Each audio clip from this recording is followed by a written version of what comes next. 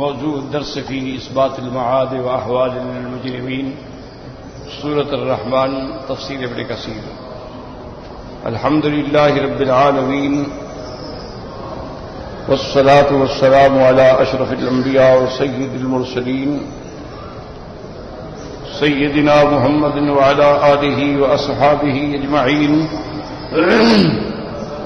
اللهم صل على سيدنا محمد وعلى آل سيدنا محمد كما صليت على إبراهيم وعلى آل إبراهيم في العالمين إنك حميد مجيد.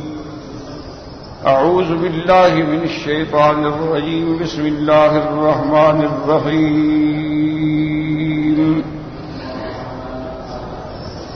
سنفرغ لكم أيها الثقلان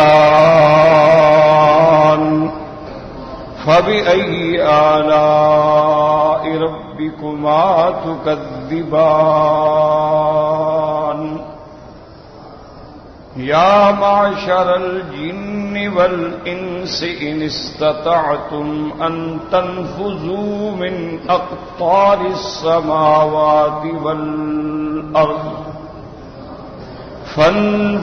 فانفذوا لا تنفذون إلا بسلطان.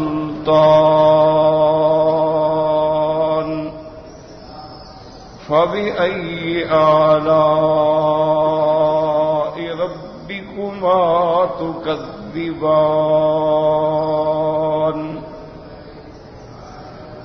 يرسل عليكما شواظ من نار ونحاس فلا تنتصران. فبأي آلاء ربكما تكذبان.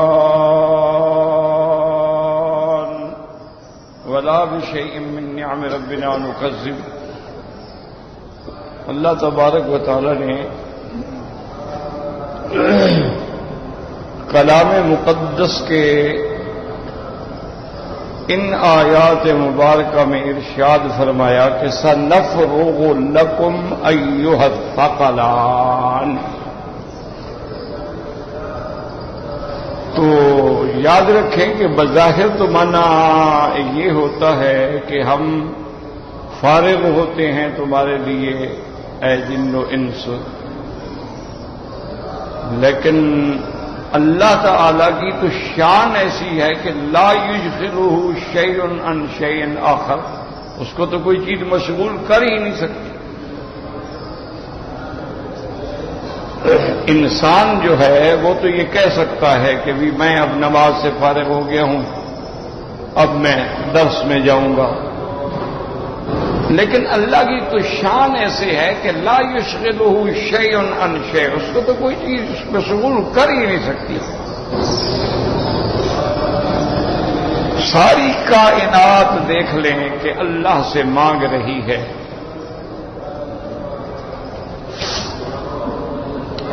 زمین پر بھی آسمانوں پہ بھی یسألہ من فی السماوات والارض کل یوم ھو فی شأن. اور وہ بیک وقت ایک ہی وقت میں سب کی فریادیں سن رہے ہیں.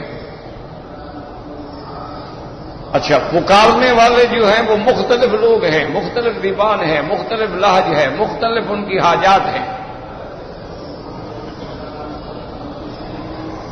کعبۃ اللہ کے طواف میں دیکھ لیں، ملتزم پہ دیکھ لیں، کوئی آدمی عربی میں مانگ رہا ہے، کوئی اردو میں مانگ رہا ہے، کوئی آدمی ہندی میں مانگ رہا ہے، کوئی آدمی بنگالی زبان میں مانگ رہا ہے، کوئی سندھی میں، کوئی پشتو میں، ہر آدمی اپنی اپنی بولی بول رہا ہے. تو اس کی تو شان یہ ہے کہ وہ سب کی بولیاں جانے، سب کی فریاد سنے اور سب کی حاجات پوری کرے، اور اس کو کوئی کسی قسم کی مشغولیت بھی نہ ہو. یہی تو خالق اور مخلوق میں فرق ہوتا ہے، بات سمجھے. مخلوق میں کوئی آدمی کتنا بڑا ذہین ہو، عاقل ہو، پڑھا لکھا ہو، جب کسی ایک آدمی کی بات سن رہا ہو تو ٹھہرو بھائی میں اس کی بات تو سن لوں نا، پھر تمہاری بات بھی سنتا ہوں۔ لیکن وہ ذات پاک تو ایسی ہے نا کہ ایک لمحہ دن رات کا ایسا نہیں گزرتا جس میں اس سے مانگنے والے مانگ نہ رہے ہوں،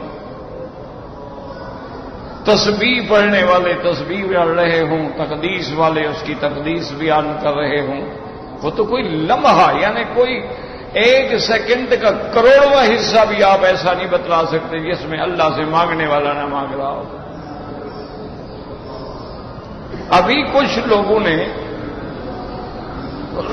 جن کو اللہ تبارک و تعالیٰ نے علوم جدیدہ سے سرفراز فرمایا ہے، وہ کمپیوٹر کو، انٹرنیٹ کو، ان چیزوں کو سمجھتے ہیں، تو انہوں نے حساب لگایا ہے کمپیوٹر سے، اور انہوں نے یہ ثابت کیا ہے حقائق سے۔ ایک تو ہے نا کہہ دو، ایک ہے نہیں، دلائل سے اور حقائق سے ثابت کیا ہے کہ 24 گھنٹے میں کوئی ایک منٹ ایسا نہیں گزرتا مگر کہیں نہ کہیں اذان ہو رہی ہے۔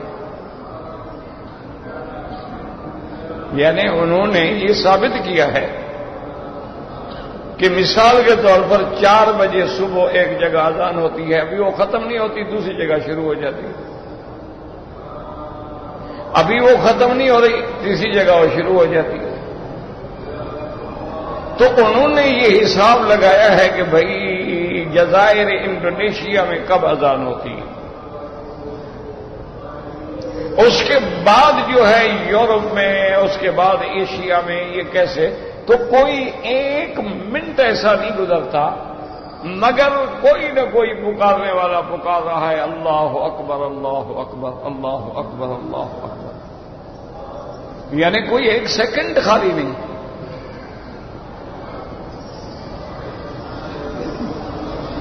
دنیا کے جتنے مذاہب ہیں وہ یہ ثابت نہیں کر سکتے ہیں کہ بھئی 24 گھنٹے کوئی ان کے بھجن گا رہا ہے یا ان کی جو دعائیں بنی ہوئی ہیں وہ مانگ رہا ہے۔ نہیں، ایک ملک میں ہیں تو 20 ملکوں میں ان کا وجود ہی نہیں ہے۔ یہ تو اللہ نے اسلام کو دولت بخشی ہے کہ دنیا کا کوئی ملک ہو، کہیں نہ کہیں کسی نہ کسی حال میں مسلمان الحمدللہ موجود ہے۔ تو پھر سنفرغ لکم کا کیا معنی ہوگا کہ اللہ فرماتے ہیں سنفرغ لکم ایھا الثقلان،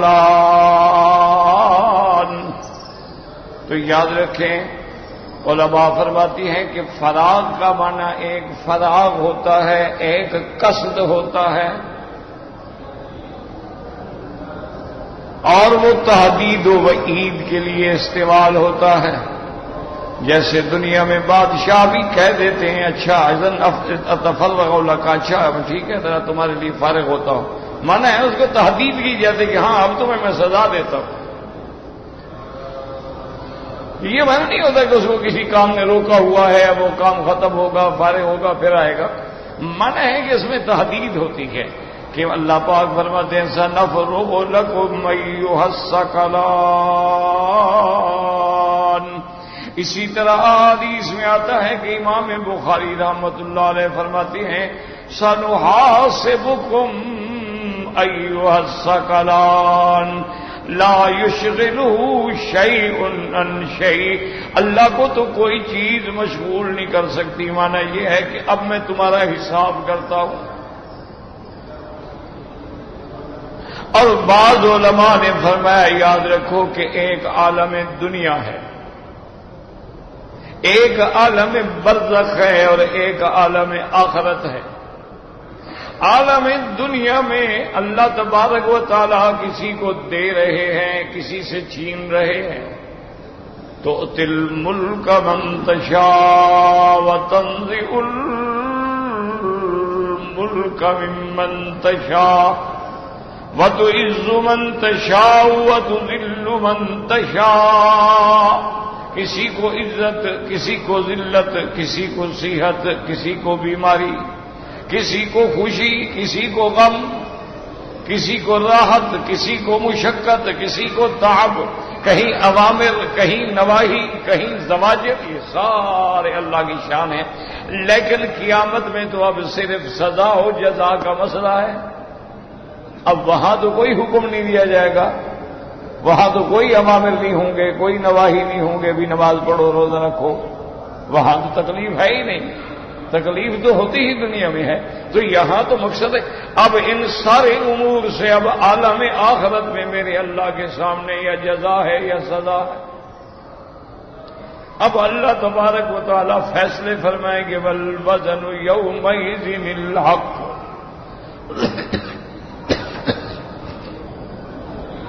اسی لیے آتا ہے مالک یوم الدین، وہ یوم جزا کا مالک ہے. اسی طرح اللہ تبارک و تعالی فرماتے ہیں میرے بندے آج فیصلہ ہوگا، آج ہم پورا پورا حق ہر کسی کو دیں گے. لا ظلم اليوم، کسی پہ ظلم نہیں ہوگا.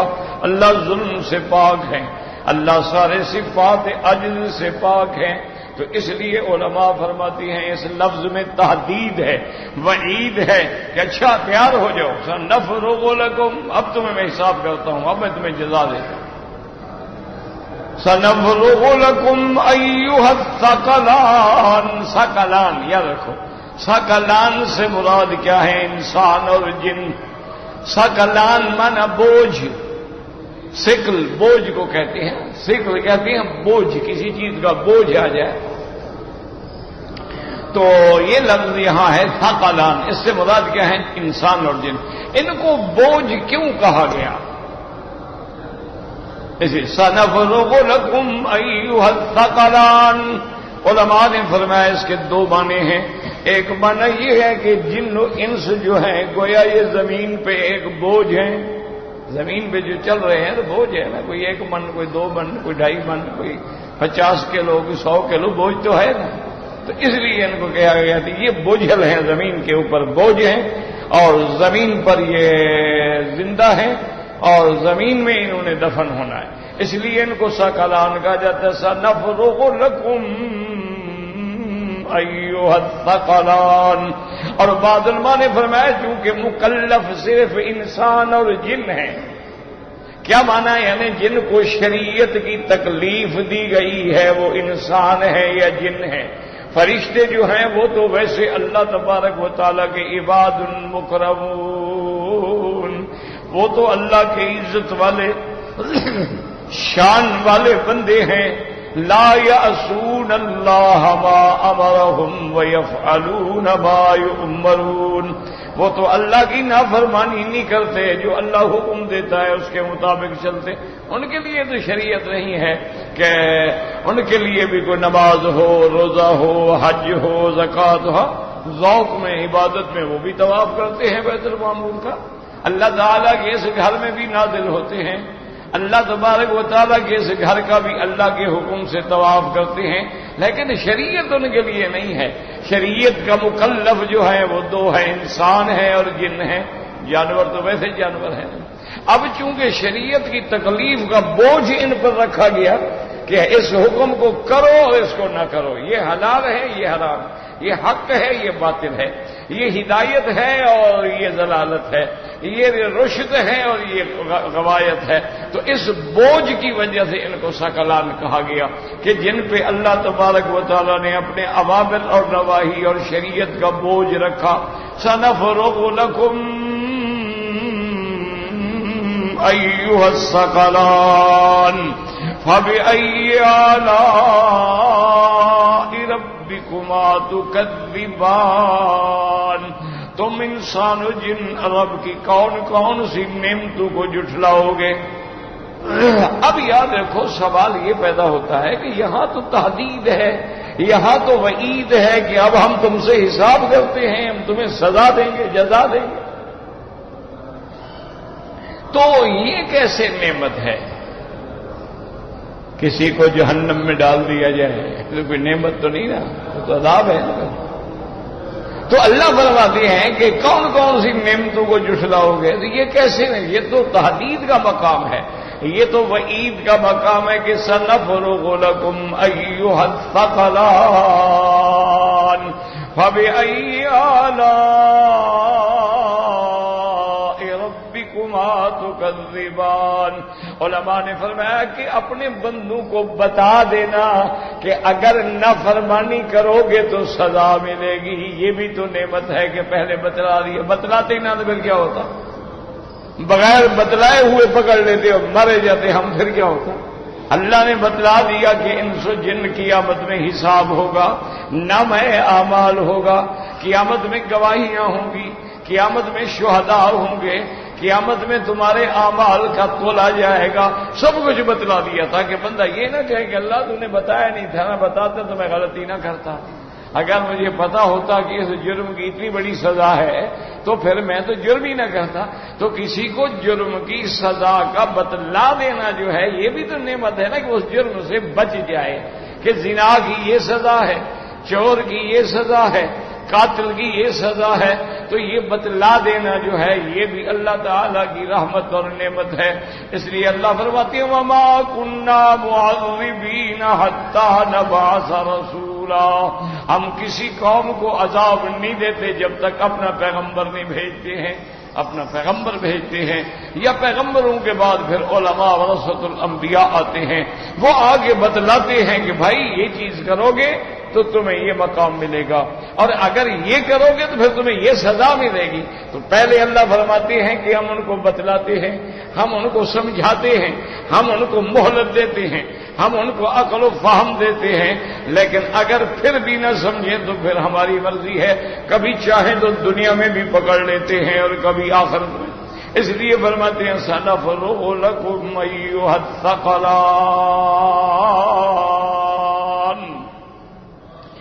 سَنَفْرُغُ لَكُمْ أَيُّهَ الثَّقَلَانِ فَبِأَيِّ آلَاءِ رَبِّكُمَا تُكَذِّبَانِ۔ لیکن یاد رکھو پہلے صیغے میں جمع کا ضمیر ہے سَنَفْرُغُ لَكُمْ، اللہ نے یہ نہیں فرمایا سَنَفْرُغُ لَكُمَا، وہاں تثنیہ نہیں ہے، ضمیر جمع ہے، سَنَفْرُغُ لَكُمْ اور آگے تثنیہ ہے أَيُّهَ الثَّقَلَانِ۔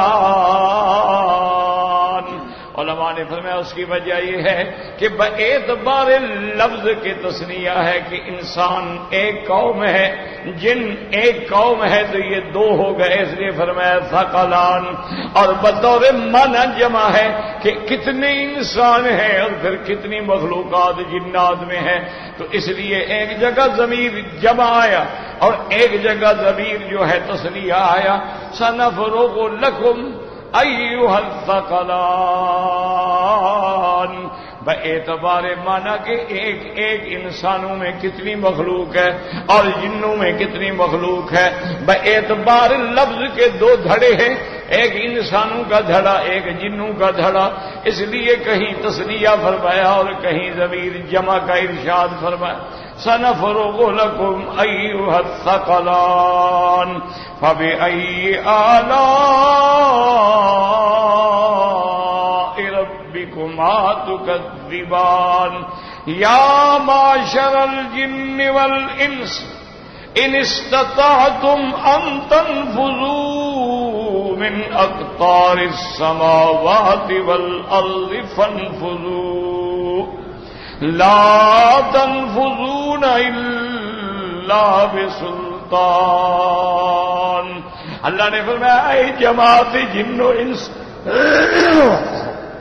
معاشر کا معنی جماعت، یا معاشر الجن والانس، اے جنوں اور انسانوں کی جماعت، ان استطعتم، اگر تم طاقت رکھتے ہو، ان تنفذوا من اقطار السماوات والارض فانفذوا، کہ آسمانوں اور زمینوں کے کناروں سے نکل سکتے ہو تو نکل جاؤ، لا تنفذون الا بسلطان، تم ہرگز نہیں نکل سکتے ہو مگر اللہ کے امر سے، اللہ تعالیٰ کے اذن سے، اللہ تعالیٰ کے حکم کے بغیر تم نہیں نکل سکتے ہو۔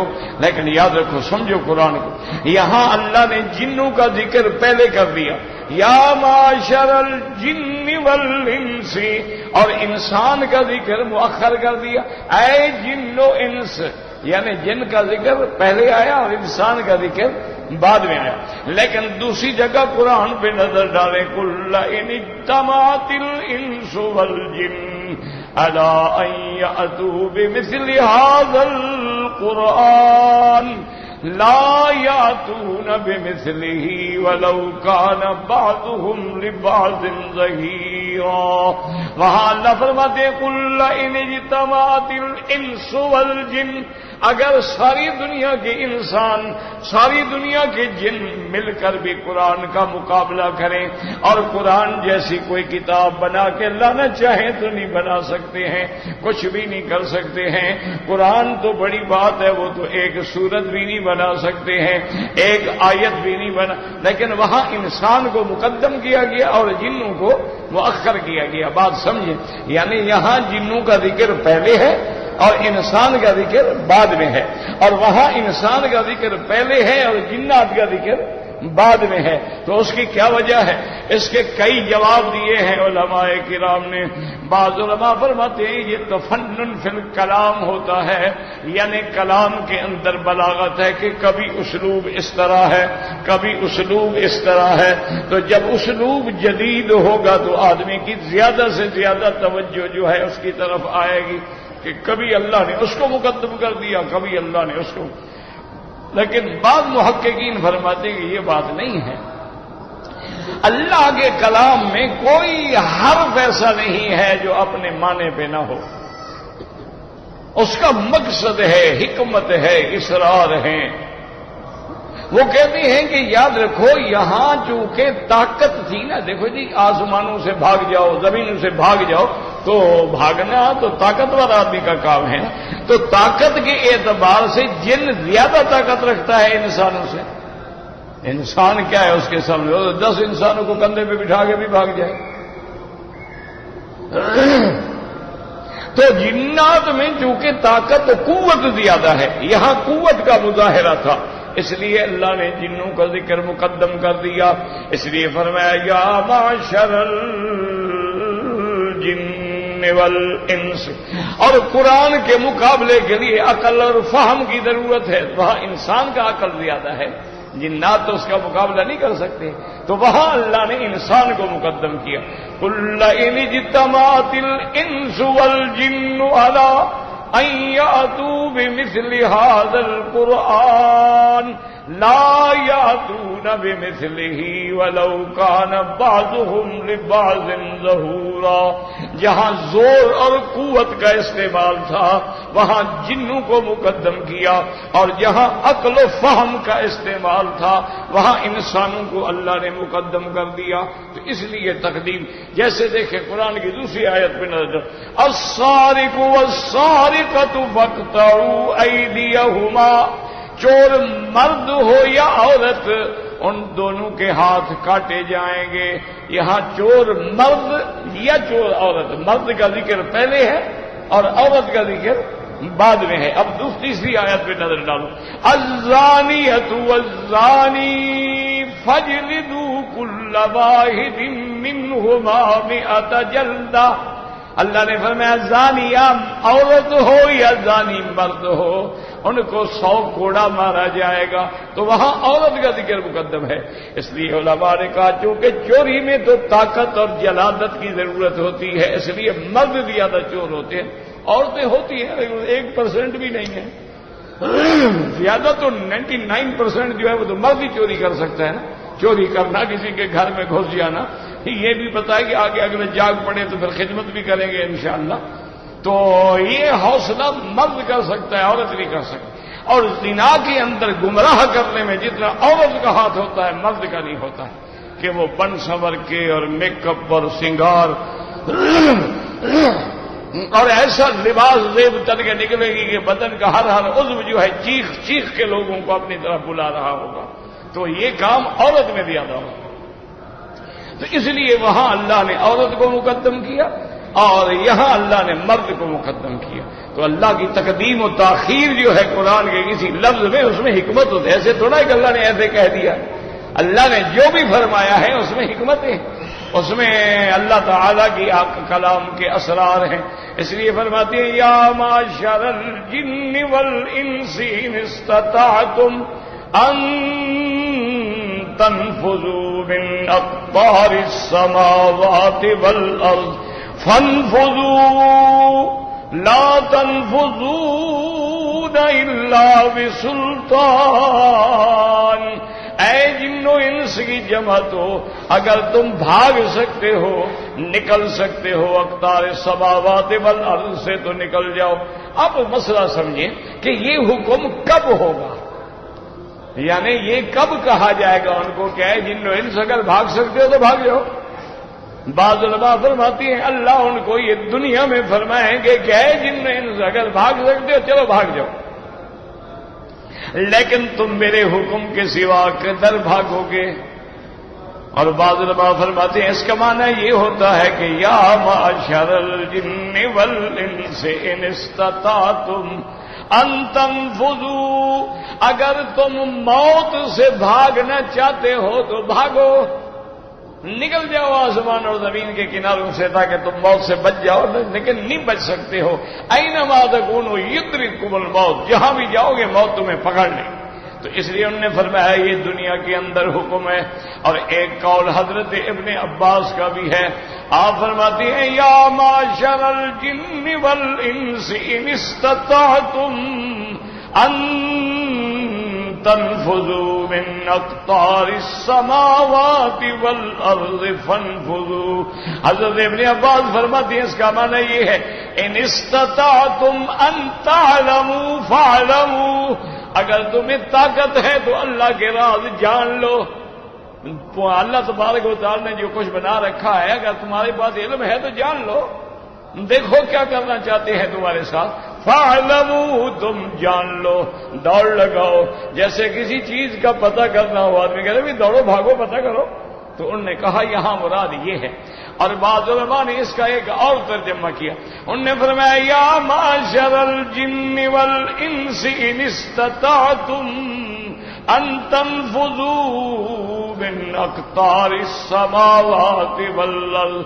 انہوں نے فرمایا اس کا معنی یہ ہے اگر تم میرے ملک سے من ملکی وسمائی وارضی وقضائی، اگر تم میرے ملک سے، میری قضا سے، میری تقدیر سے، میرے آسمانوں اور زمینوں سے نکل سکتے ہو تو نکل جاؤ. کہاں جاؤ؟ جہاں جاؤ وہی تو میرا ملک ہے، وہی تو سب کچھ میرا ہے. تو تم میری قوت سے میرے ملک سے کہیں بھاگ نہیں سکتے. لا تنفذون الا بسلطان.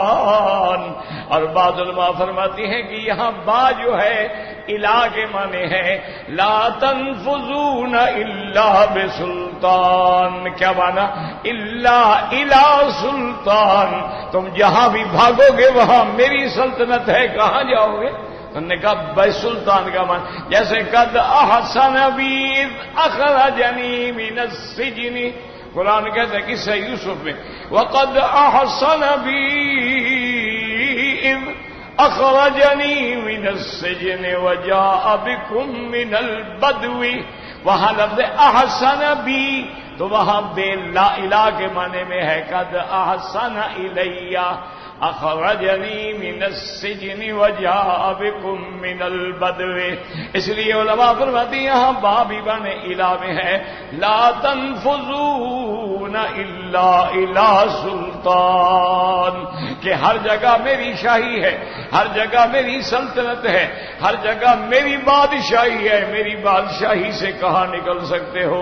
جیسے سابقہ کتابوں میں آتا ہے، حدیث قدسی ہے، اللہ فرماتے ہیں یا ابن آدم ان لم ترضى برضائی ولم يقضى بقضائی فلیطلب ربا سوائی. اگر تم میری قضا پہ راضی نہیں ہو تو میرے سوا کوئی اور رب ڈھونڈو، نکل جاؤ اس کے ملک میں. اور کوئی رب ہے تو پھر وہاں جاؤ، وہاں جا کے ڈھونڈو. اگر مجھے رب مانتے ہو تو پھر میری قضا و قدر بھی ماننی ہوگی. تو بعض علماء نے اس کا یہ ترجمہ فرمایا یا معشر الجن والانس ان استطعتم. اور بعض علماء فرماتے ہیں کہ نہیں، یہ خطاب جو ہے آخرت میں ہوگا. پہلے جتنے قول ہم نے نقل کیے ہیں وہ سارے دنیا سے تعلق رکھتے ہیں. اب ایک قول یہ ہے کہ نہیں، یہ خطاب اللہ قیامت والے دن آخرت میں فرمائیں گے۔ کیوں فرماتے ہیں کہ جب آسمان پھٹ جائیں گے، پہلا آسمان پھٹے گا تو ملائکہ نیچے آ کے صفے بنا لیں گے،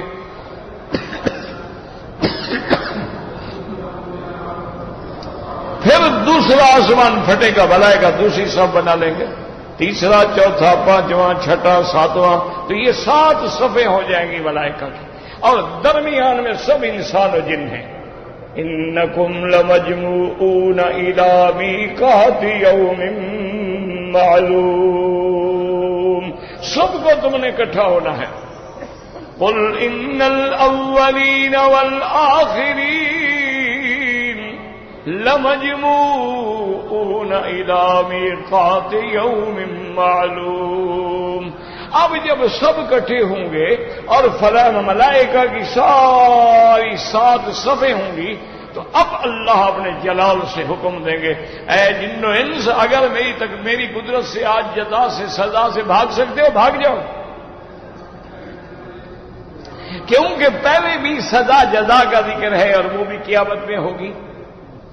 تو اس لیے علماء فرماتے ہیں کہ یہ خطاب جو ہے یہ قیامت سے تعلق رکھتا ہے، اذا انشقت السماء کا تعلق بھی پھر قیامت سے ہے۔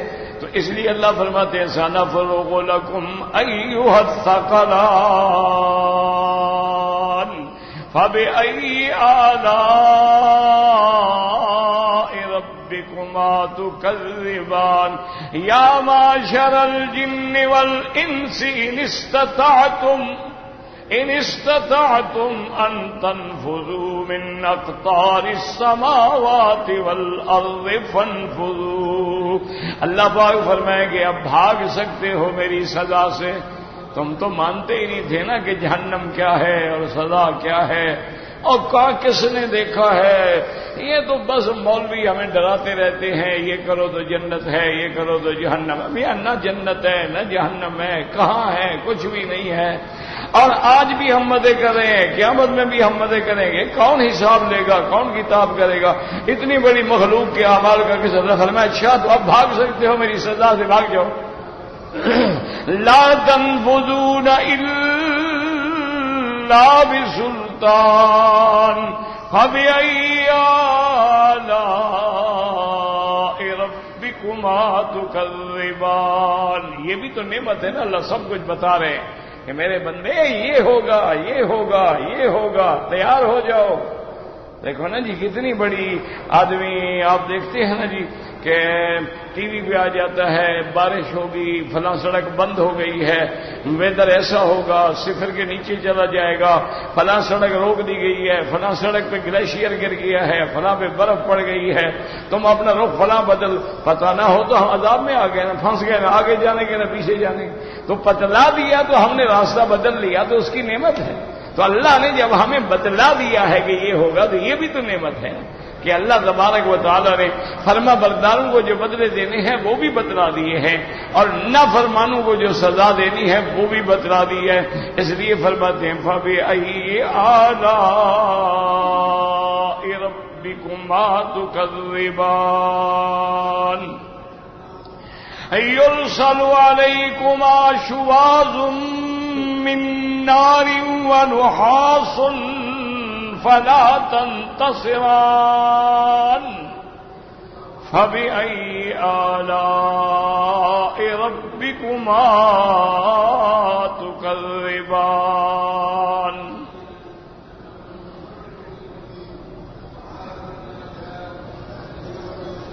یرسل علیکما، تم پر اوپر سے مارے جائیں، شواذ، یاد رکھو یہ اس میں 2 قراتیں ہیں، بعض علماء نے پڑھا ہے شواذ، یعنی شین کے کسرے کے ساتھ زیر کے ساتھ، یرسل علیکما شواذ، لیکن قرات جمہور کی قرات جو ہے ضمے کے ساتھ، یرسل علیکما شواذ من نار۔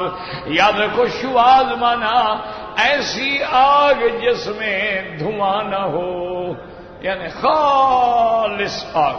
دیکھیں نا جب آگ جلتی ہے دھواں دھواں دھواں، پھر اٹھتی جاتی ہے اٹھتی جاتی ہے اٹھتی جاتی ہے، اوپر جا کے پھر خالص آگ رہ جاتی ہے، دھواں نہیں ہوتا اس میں۔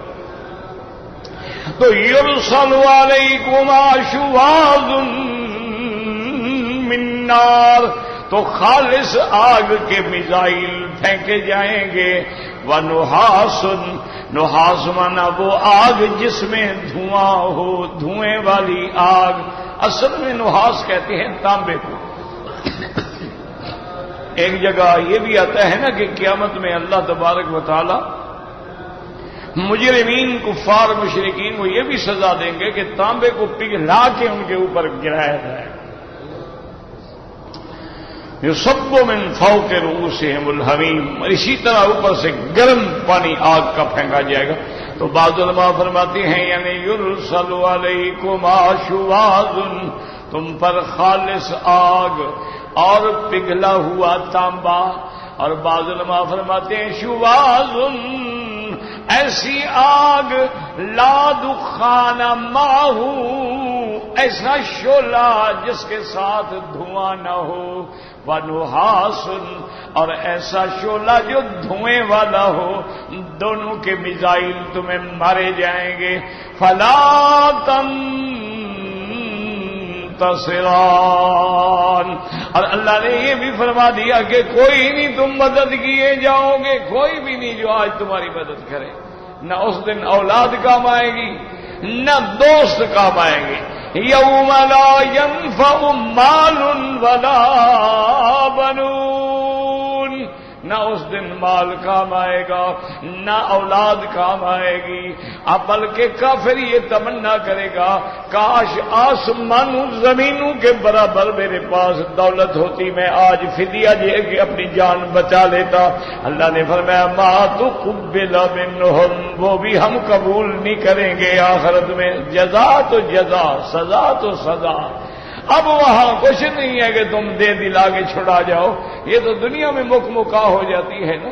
دنیا میں ہوتا ہے نا کہ حادثہ تو سردار سے ہوتا ہے لیکن سیٹ پہ ڈرائیور کو بٹھا دیتے ہیں، وہ کہتے ہیں نہیں ایکسیڈنٹ تو مجھ سے ہوا ہے، مالک تو پیچھے بیٹھے ہوئے تھے، ان کو تو پتہ ہی نہیں، حالانکہ وہ چلا رہا ہوتا، تو ڈرائیور اپنے سر پہ رکھ لیتا ہے۔ تو قیامت والے دن ایسے کوئی کہ ہوئے، اللہ نے فرمایا نہ ولا تزر وازرۃ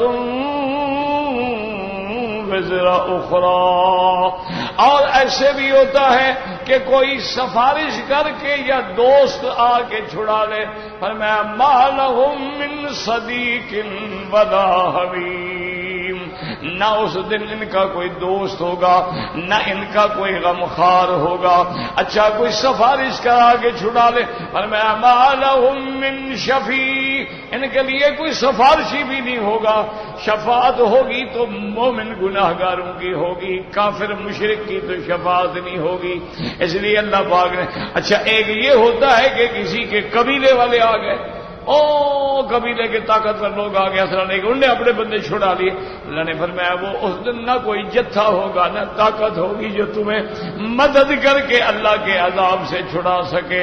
یرسل علیکما شواظ من نار ونحاس، فرمایا ونحاس فلا تنتصران فبأي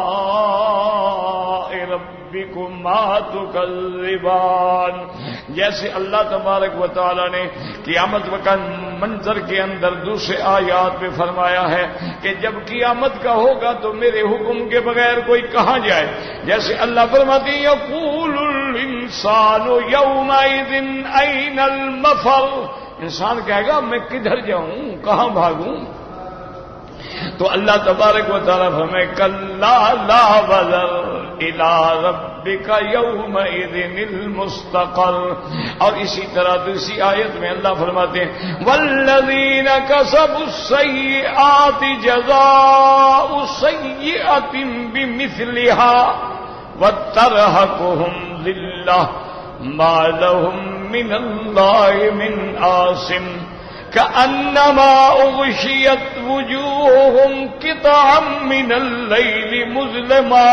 مظلما أولئك أصحاب النار هم فيها خالدون۔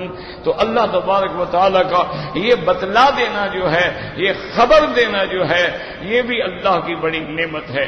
فَبِأَيِّ آلَاءِ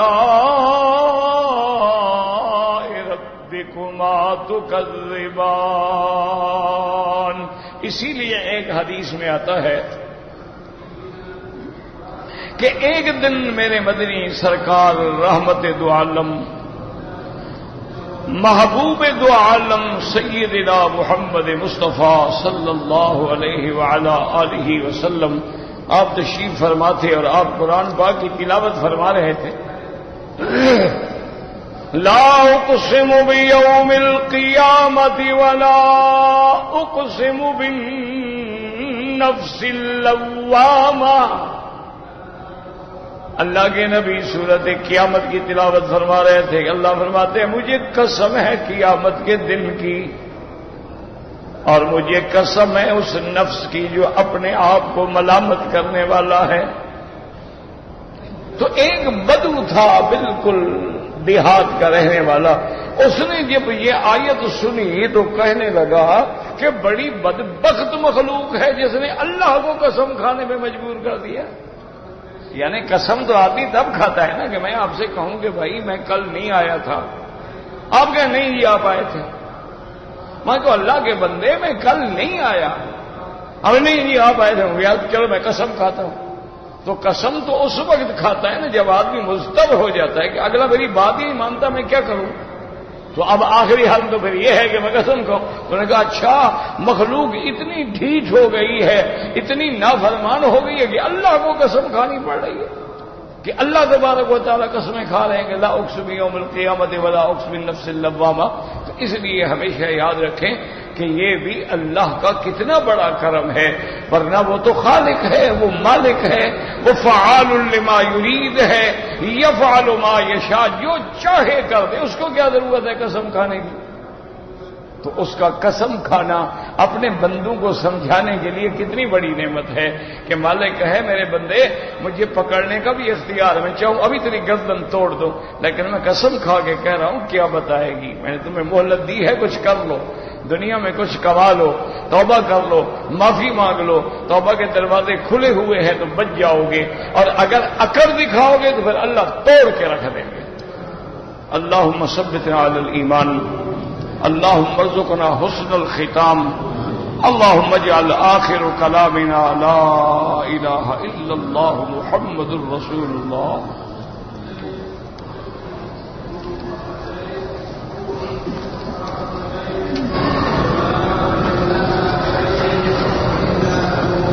کہتے ہیں جی کہ میں مکہ مکرمہ کا رہنے والا ہوں، میں نے حج کرنے کے بعد طواف زیارت جو ہے وہ تو 10 تاریخ کو کر لیا، لیکن صفا مروہ جو ہے وہ میں نے 21 ذی الحج کو دوڑی ہے۔ بالکل ٹھیک ہے، آپ پر کوئی جرمانہ نہیں، لیکن ایک بات یاد رکھو کہ صفا مروہ تم نے 21 کو اگر دوڑی ہے تو صفا مروہ دوڑنے سے پہلے تم نے طواف نفلی کیا تھا یا نہیں؟ بغیر طواف کے تو صفا ہوتی نہیں نا، پہلے نفلی طواف کرے گا پھر صفا جا کے دوڑے گا۔ اگر تم نے طواف کیا اور بعد میں صفا دوڑے ہو تو بالکل ٹھیک ہے، اور اگر طواف نہیں کیا ایسے جا کے صفا مروہ دوڑنی شروع کر دی تو وہ ادا نہیں ہوتی، دوبارہ طواف بھی کرو اور صفا مروہ بھی دوڑو، چونکہ صفا مروہ کے لیے وقت کی کوئی تعین نہیں ہے۔ بعض علماء تو کہتے ہیں کہ اگلے حج جانے سے پہلے پہلے بھی دوڑ لے تو کوئی بات نہیں۔ تو بہرحال صفا مروہ میں اگر تاخیر ہو جائے تو کوئی جرمانہ نہیں ہوتا۔ کہتے تھے کہ محرم میں جو روزے رکھنے ہیں وہ 2 رکھنے ہیں یا 3 رکھنے ہیں؟ میرا بھائی محرم کا سارا مہینہ بھی روزے رکھو تو جائز ہے، ایک دن روزہ رکھو، ایک دن افطار کرو، ایک دن روزہ رکھو، ایک دن افطار کرو، کوئی بات نہیں، چونکہ محرم بڑی حرمت والا، شان والا اور رحمت والا مہینہ ہے۔ لیکن جو مسنون روزے ہیں محرم میں، یعنی جس کا سرکار دو عالم نے حکم دیا ہے، وہ 2 ہیں۔ آپ نے فرمایا کہ یوم عاشورہ جو ہے یعنی 10 محرم اس کا بھی روزہ رکھو، یا سومو یومن قبلہ او یومن بعدہ، یا ایک دن پہلے رکھو یا ایک دن بعد میں بھی رکھو۔ کیا مانا 9 اور 10 رکھو یا 10 اور 11 رکھو۔ یہ 2 روزے رکھنا جو ہے یہ مسنون ہے، یہ سنت ہے، اور اس کے بہت بڑے فضائل ہیں۔ ویسے بعض روایات میں تو آتا ہے کہ رمضان مبارک کے مہینے کے بعد اگر کوئی افضل روزے کا مہینے ہے تو وہ محرم کا مہینہ ہے۔ تو باقی جب چاہیں آپ رکھیں، 2 یا 3 کی کیا ضرورت ہے؟ وہ 2 تو سنت ہیں، وہ تو ہر حال میں رکھیں، اگر زیادہ نہیں رکھ سکتے۔ لیکن اگر اللہ توفیق دے 3 روزے آپ رکھ لیں، یعنی لیالی البیز کے 13، 14، 15، اچھا اسی میں پہلے آپ نے رکھ لیے 9 اور 10 یا 10 اور 11، تو 3 یہ اور 2 وہ 5 ہو گئے۔ اسی طرح ہر سوموار اور ہر جمعرات کو روزہ رکھا کریں تو 2 روزے یہ ہو گئے، تو مہینے کے 8 روزے یہ بڑھ گئے۔ تو اگر صرف انہی سنت روزوں پر بھی عمل کر لو نا تو تمہیں کسی ڈائٹنگ کی ضرورت نہیں ہے۔ لیکن نا جی ہر مہینے بندہ 3 روزے رکھے لیالی البیز کے اور 8 روزے رکھے جمعرات اور سوموار کے، اس کو پھر اور کسی ڈائٹنگ کی کیا ضرورت ہے؟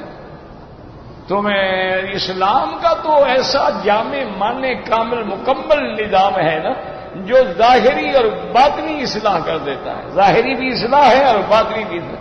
اب دیکھیں نا ڈاکٹر کہتے ہیں جی واک کرو واک کرو، ہمارے لیے اللہ نے طواف جیسی نعمت رکھی ہے، 4-5 طواف کرو ماشاءاللہ ساری واک شاک پوری ہو گئی، سارے کیلوریز جل گئے اور عبادت بھی ہو گئی، اور آپ سوال بھی ہو جائیں گے، سلم بھی ہو جائیں گے ماشاءاللہ، اور دعائیں مانگتے رہیں گے، جنت بھی ملے گی۔ تو اسلام میں تو رحمت ہی رحمت ہے۔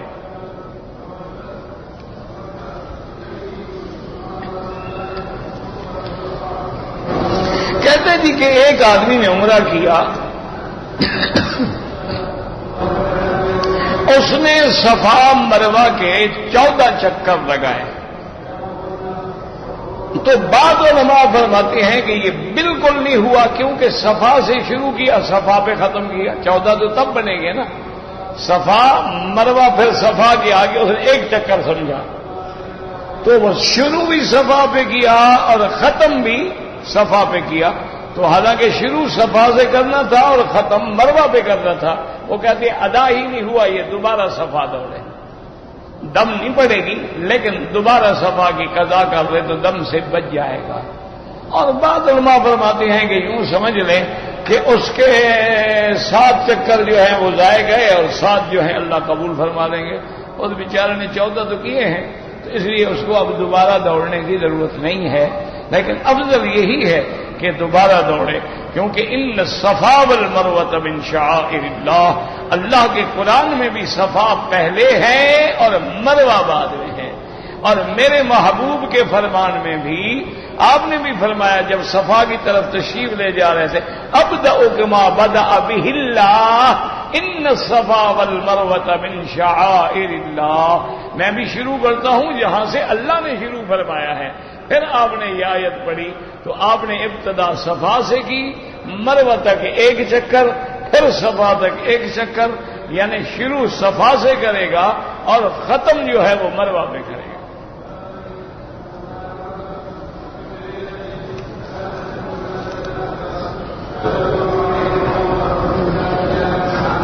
ہمارے ایک ساتھی ہیں، ان کی والدہ فوت ہو گئی، اللہ مغفرت فرمائے، دعا کریں کہ جتنے بھی مسلمان فوت ہو چکے ہیں اللہ ان کی قبروں کو باغ جنت بنا دے۔ اللہم اغفر لنا ولوالدینا ولوالد والدینا ولمشائخنا ولمشائخ مشائخنا ولاساتذتنا ولمن اوصانا واستوصانا ولجميع المسلمین والمسلمات والمؤمنین والمؤمنات الاحیاء منهم والاموات۔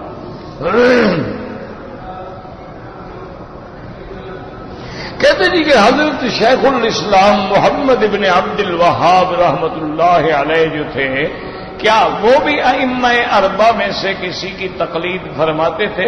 انہوں نے لکھا ہے کہ ہم ائمہ اربعہ سے باہر کبھی نہیں گئے، لیکن زیادہ تر وہ احمد ابن حنبل رحمۃ اللہ علیہ کی فقہ حنبلی کو ترجیح دیتے تھے، اسی کے مطابق فقہی فیصلے فرماتے تھے۔ اسی طرح تمام ائمہ حرمین جو ہیں اور تمام ماشاءاللہ حیہ کبار علماء کے لوگ جو ہیں تو وہ بھی الحمدللہ ائمہ اربعہ کو ہی برحق سمجھتے ہیں، اور ان کے فیصلے جو ہوتے ہیں، فتاوی جو ہوتے ہیں، قضا جو ہوتی ہے وہ فقہ حنبلی کے مطابق ہوتی ہے۔ لیکن یونیورسٹیوں میں فقہ علی المذاہب الاربعہ پڑھایا جاتا ہے، اور یہ باقاعدہ رابطہ عالم الاسلامی نے بھی اور اسی طرح افتاء نے بھی اور ان کے سابقہ کتابوں میں بھی یہ باتیں موجود ہیں۔ ان نے بڑی وضاحت کی ہے کہ ہم لوگ کبھی بھی ائمہ اربعہ کے خلاف یا ان کے باہر نہیں جاتے ہیں۔ باقی کچھ معاملات میں بعض ظاہر حدیث پر بھی عمل فرماتے ہیں، تو یہ کوئی قابل اعتراض بات ہی نہیں ہے۔ ویسے بھی ایک نظام ہے، یاد رکھو کہ دنیا میں دو قسم کے لوگ ہوتے ہیں، یاد دیکھو نا، یا بادشاہ ہوگا یا رعایا ہوگا، ٹھیک ہے؟ تیسری قسم کیا ہے؟ باغی ہوگا، پھر یا امام ہوگا یا مقتدی ہوگا۔ کوئی تیسری قسم ہے؟ اگر ہے تو مجھے بتا دو، مجھے پتا نہ ہو میں مان لوں گا، میں تو جھگڑے والا مولوی ہوں نہیں، میں تو سب کا احترام کرتا ہوں۔ بھئی یا امام ہوگا یا مقتدی ہوگا، رائی ہوگا یا رعیت ہوگی، مجتہد ہوگا یا مقلد ہوگا۔ یا تو خود وہ اس مقام کا انسان ہے کہ خود مجتہد ہے، خود احادیث مبارک کے روشنی کے اندر اجتہاد کرتا ہے، اور اگر وہ اس مقام کا آدمی نہیں ہے تو پھر لازمی بات ہے مقلد ہوگا۔ تیسری قسم ہو نہیں سکتی کہ مجتہد بھی نہ ہو اور مقلد بھی نہ ہو۔ اگر آپ نوجوان لوگ ہیں، پڑھے لکھے لوگ ہیں، ماشاءاللہ ہمت کریں، معلومات حاصل کریں کہ حضور پاک کے زمانے سے 250 سال کے بعد تدوین حدیث مبارک کا کام ہوا ہے۔ اچھا، جتنی بھی کتابیں ہیں، سیاہ ستہ ہے، سب لوگ گزرے ہیں، امام بخاری، امام مسلم، امام نسائی، امام ابی داؤد ہیں، سب رحمت اللہ علیہم۔ ان سب کے بارے میں مجھے تحقیق کر کے بتا دیں کہ یا مجتہد کے درجے پہ ہوں گے یا پھر کسی کی تکلیف کریں، تیسرا کوئی مقام ہے نہیں اور ہو نہیں سکتا۔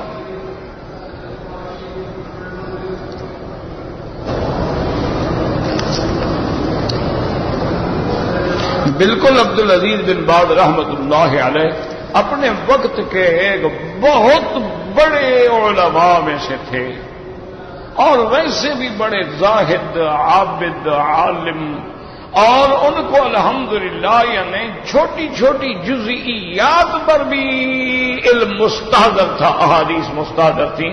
اللہ ان کی قبر پہ کروڑوں رحمتیں فرمائے۔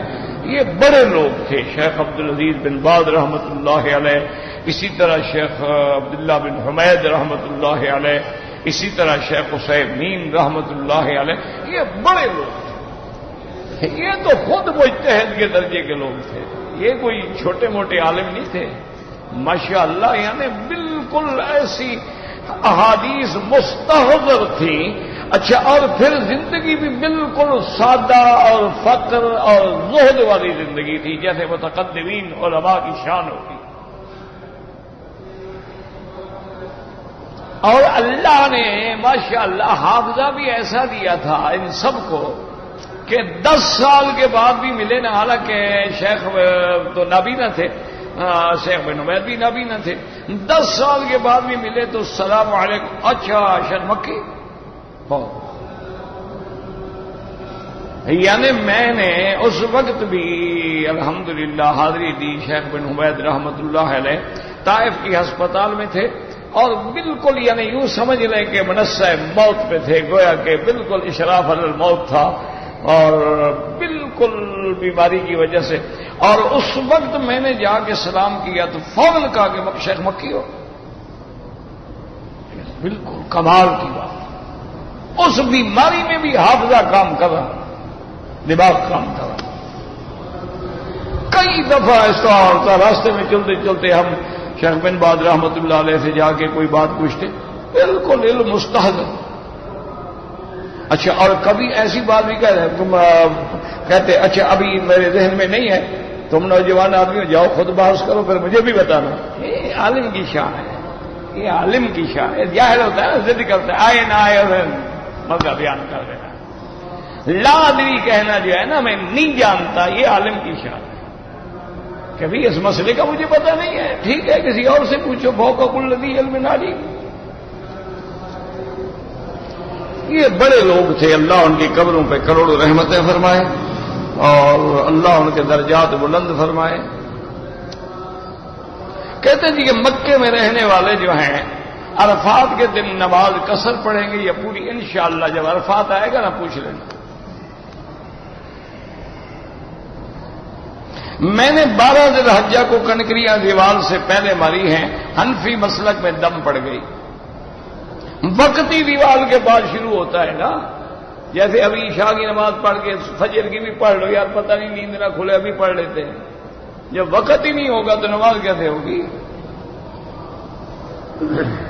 اصل میں لوگ حج نہیں کرتے، میری طرح جان چھڑاتے ہیں.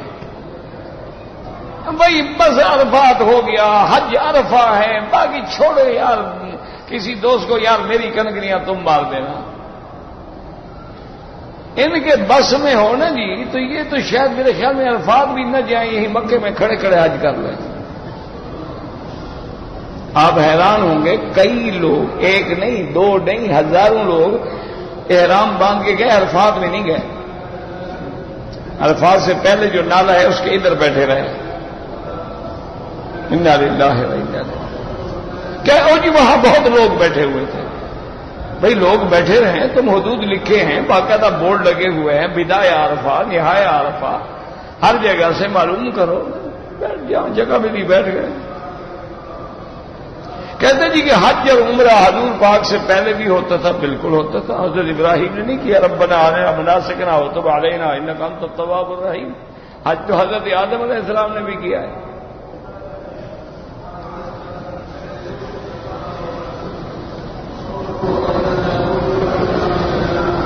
ایک آدمی پہلے دن کی کنکریاں مار کے جدے چلا گیا، پھر ماشاءاللہ کنکریاں بھی نہیں ماری اور طواف بھی 4 دن کے بعد کیا 2 بکریاں دم ادا کریں. نہیں ہم کو بتایا نا کہ ہم تو بوجھ اتارنے آتے ہیں نا، تو حج ہو گیا.